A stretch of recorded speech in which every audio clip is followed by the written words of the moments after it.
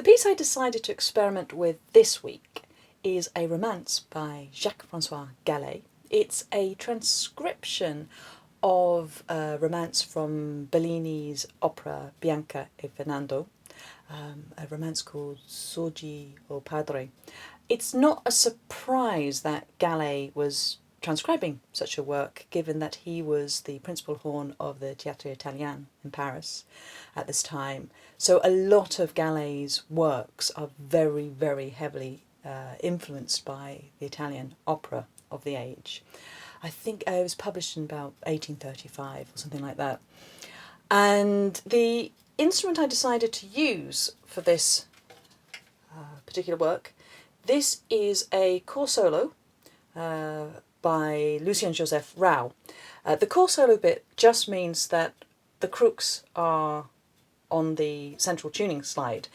That limits the keys I can play in. I can only play in D, E flat, E, F and G, so the solo keys for the horn. The more traditional natural horn is a chord orchestre where you have the crook right at the very beginning, and then you can play anything from C alto down to B flat basso and below. So of course that's much more useful if you're playing in an orchestra. This is a really beautiful instrument. At some point the bell was painted. As you can see, there's been quite a lot of damage to the paintwork, which is actually quite a relief because I play this instrument a lot and it's nice not to have to worry too much about degradation of the artwork. The reason I chose to use this is that Jacques-François Gallay himself had a cor solo by Marcel Auguste Raoux. So this is Lucien-Joseph Raoux. Marcel Auguste Raoux is Lucien-Joseph's son. So it's a really appropriate instrument to be playing Gallay's music on. A word about some of the things I'm experimenting with. So instrumentalists are always told to emulate singers.